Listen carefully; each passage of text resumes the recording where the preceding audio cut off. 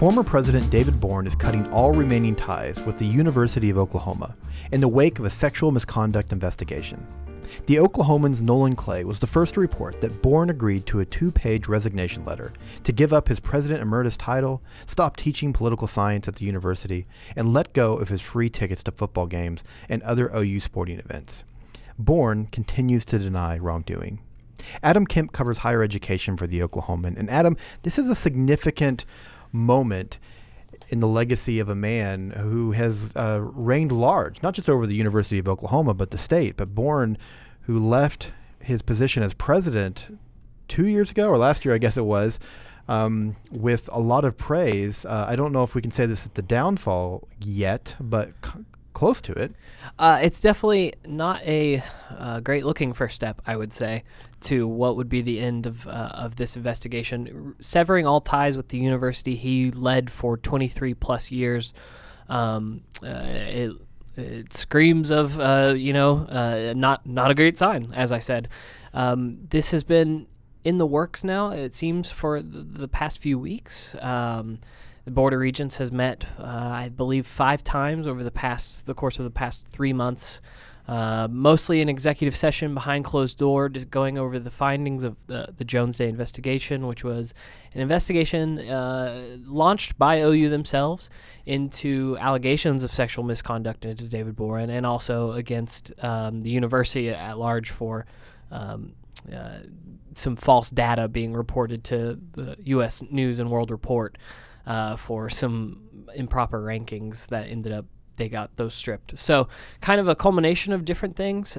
It was 2017 when David Boren announced his resignation, that he would be retiring, and it was less than a year ago that he actually did have his last day in office. His last day in office was June 30th of 2018. So less than a year. It's been quite a transition from him in his last days, when he was being praised by the Board of Regents and everything, to today when they said David Boren no longer has any ties to this university. And even though you retire as university president, your connection to the university is so strong, especially for someone like Boren, who reigned for so long over the university and saw such a significant transformation and growth of the state's flagship school.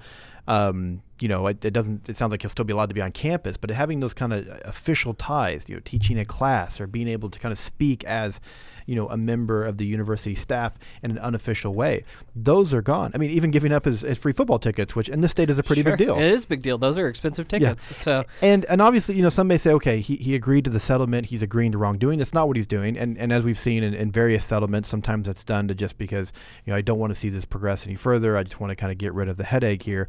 But it does kind of shine a little bit of a negative light on him. Now, we should say that legal action could still be brought against him. The OSBI has said they're investigating this matter. This just concludes the investigation from the University of Oklahoma. I'm curious, Adam, when this first broke, it was kind of seen as maybe a Galilee versus Boren. So former President Galilee, who replaced Boren, who's now since retired, less than a year in office, I think it really positioned people on which team are you on, Galilee or Boren. They were kind of opposites. Now that Galilee's out of the way, do you think that opens more criticism to Boren? Do people feel like they can, it's less of a personal decision to say, hey, I'm not sure Boren acted appropriately? Or how would you kind of judge moving forward in that regard? That's an interesting look at it. I think this is OU's take. It is, we are washing our hands of this. We have set forth our board, our people that make decisions here at the university. The OU Board of Regents has come out and said, this is our decision. He no longer has ties to the university. That is it. That is all. Any further action that might be taken against Boren will come from another institution or another entity or another individual. This kind of, to me, says they wanted to end this investigation, and this was the logical conclusion that they could come to. And both sides were probably ready to move on from this. It seems like it, yeah. Yeah. And it's funny, look, thinking back now about the positioning, the rival, everything between Boren and then President Galilee, who resigned last month as well.